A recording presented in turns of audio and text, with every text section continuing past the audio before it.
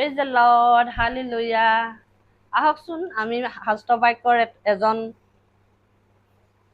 ভাৱবাদীৰ কথা জানো, তেওঁৰ জীৱনত কি হৈছিলে আৰু আমিও বিশ্বাসত দৃঢ় হওঁ তেওঁৰ সেই বাক্য শুনি। প্ৰিয়সকল, এটা দিন আছিল, শাস্ত্ৰ বাক্য বাইবেলৰ পৰা পঢ়া কথা। এলিছা নামৰ এজন ভৱিষ্যতবাণী কোৱা ব্যক্তি, তেওঁ আৰু তেওঁৰ শিষ্যসকলৰ শত্ৰুৱে বেৰি ধৰিলে আৰু সেই সময়ত এলিছাৰ শিষ্যসকলে দেখিলে হাজাৰ হাজাৰ শত্ৰুৱে তেওঁলোকক আক্ৰমণ কৰিবলৈ বেৰি ধৰা দেখি ভয় খাই কন্দা কটা কৰি চিঞৰিব ধৰোঁতেই সেই ভৱিষ্যতবাণী ক'ব পৰা এলিছাই কৈছিল, ভয় নকৰিবলৈ, যদিও সেই শত্ৰুবিলাকে আমাক আক্ৰমণ কৰিবলৈ ঢেৰ গোট খাই আহিছে, তেহেঁতি আমাৰ ঈশ্বৰকহে আক্ৰমণ কৰিব আহিছে, আমাক নহয়।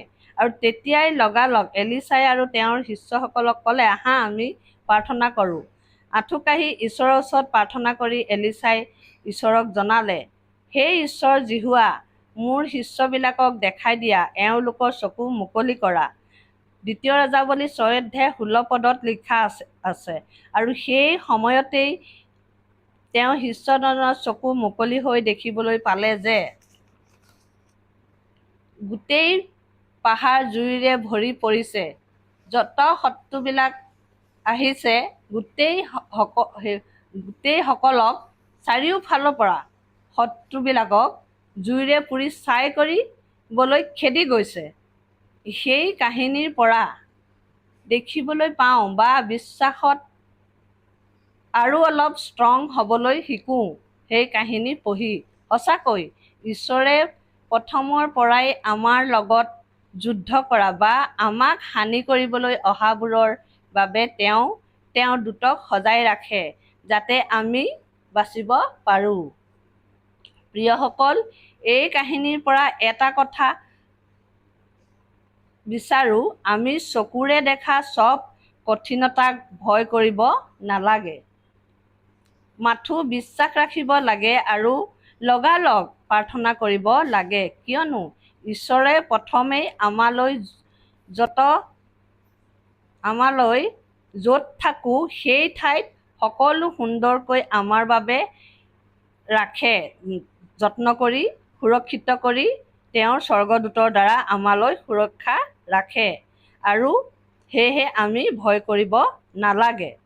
তেওঁ আমালৈ কিমান সহায়, কিমান প্ৰেম অপাৰ হয় আমি তেওঁত যেতিয়া বিশ্বাস কৰোঁ। সঁচাকৈ প্ৰিয়সকল, বালিতকৈও আকাশৰ তৰাতকৈও অধিক হয়। যেনেকৈ এলিছা ভাৱবাদীয়ে প্ৰাৰ্থনা কৰিলত তেওঁৰ শিষ্যৰ চকু মুকলি হৈছিল, সঁচাকৈ আজি আমিও সেই একেজন ঈশ্বৰকেই জানো। সেই ঈশ্বৰক যেতিয়া প্ৰাৰ্থনা কৰোঁ, তেওঁ আমাক সুৰক্ষা দিয়ে আৰু দি আহিছে, দি যাব।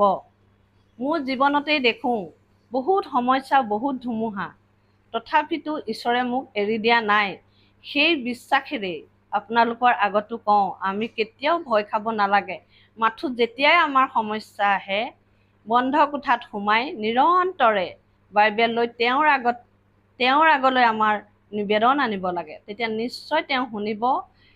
সেই এলিছা ভাৱবাদী আৰু তেওঁৰ শিষ্যক যেনেকৈ ৰক্ষা কৰিলে আমাকো তেনেকৈ ৰক্ষা কৰিব। প্ৰিয়সকল, মাথো বিশ্বাস কৰক, তেওঁ যে কৰিব পৰা বিশ্বাসী একমাত্ৰ সত্য ঈশ্বৰ, তেওঁৰ বাদে যে আৰু কোনো ঈশ্বৰে এই কাৰ্য কৰিব পৰা নাই বা নোৱাৰে, সেই কথা আপোনালোকে বিশ্বাস কৰক মাথো যীশুখ্ৰীষ্টৰ নামেৰে, আৰু তেওঁৰ চৰণলৈ আহক। এয়ে মোৰ ফালৰ পৰা মই ক'বলৈ বিচাৰি আজি এই বাক্য ইমানতে সামৰণি মাৰিছোঁ। আহক আমি প্ৰাৰ্থনা কৰোঁ। হে স্বৰ্গ নিবাসী অতি পবিত্ৰ প্ৰেমময় ঈশ্বৰ, তোমাৰ মহান আৰু পবিত্ৰ নাম ধন্য হওক। প্ৰভু, ধন্যবাদ কৰিছোঁ তোমাক এই সুন্দৰ সময় আৰু সহভাগিতাৰ কাৰণে।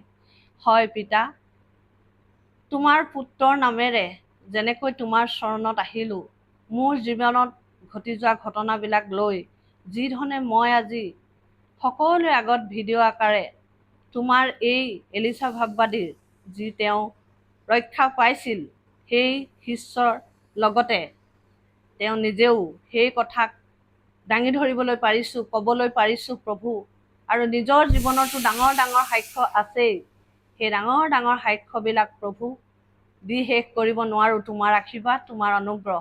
তেনেকৈ ঠিক মোৰ দৰে অনেকজনে আজি তোমাক হয়তো কোনোবাই বিচাৰি আছে, সত্য ঈশ্বৰক নাজানে। কোনোবাই সত্যৰ পথ বিচাৰি আছে, নাজানে।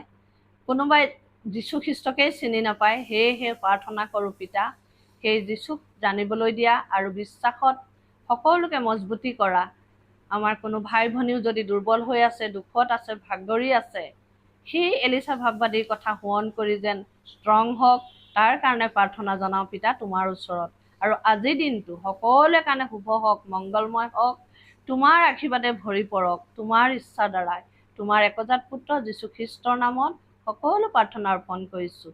আমেন। ধন্যবাদ। Praise the lord.